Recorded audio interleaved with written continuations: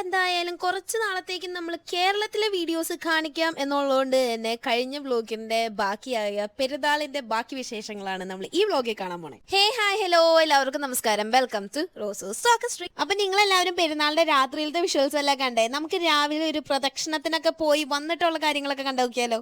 ഞങ്ങളുടെ ഇവിടെ ചമ്പന്നൂര് പള്ളിയിലൊക്കെ പെരുന്നാൾ രാത്രിയാട്ടോ. ആദ്യമൊക്കെ ഉച്ചയ്ക്കായിരുന്നു, പിന്നെ എല്ലാവർക്കും വരാനും പിന്നെ രാത്രിയാണല്ലോ ചൂടൊക്കെ കുറച്ച് കുറവുണ്ടാവുക, അതുകൊണ്ട് എല്ലാവരും രാത്രിയാട്ടോ പെരുന്നാൾ നടത്തണേ.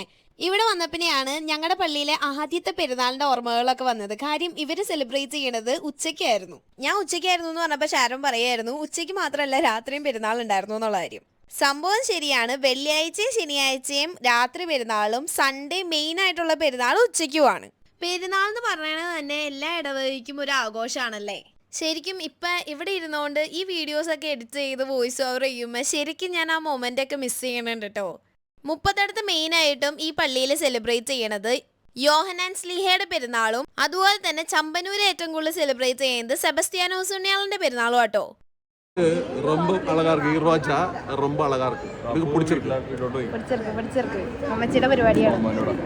ബൈ ദ വേ, ഇന്ന് നമ്മൾ ഇട്ടേന്ന് നമ്മുടെ ഫസ്റ്റ് ആനിവേഴ്സറിയുടെ സാരി ആയിരുന്നു കേട്ടോ. നിങ്ങൾക്ക് എല്ലാവർക്കും അറിയണതായിരിക്കും മഴവിൽ മനോരമയിൽ നടക്കണേ ദ ഗ്രേറ്റ് ഫാമിലി ചലഞ്ച്.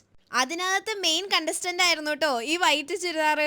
അത് നമ്മുടെ ജോമോൾ ചേച്ചിയുടെ നാത്തൂനാണ് ഡോണ ചേച്ചി. ഡോണ ചേച്ചിയും ചേട്ടനും പിള്ളേരും കൂടെ പരിപാടിക്ക് പോയിട്ട് പൊളിച്ചടക്കിയാണ് തിരിച്ചു പോകുന്നത്. അപ്പൊ എങ്ങനെയാ, അടുത്ത വ്ലോഗിൽ കാണാട്ടോ.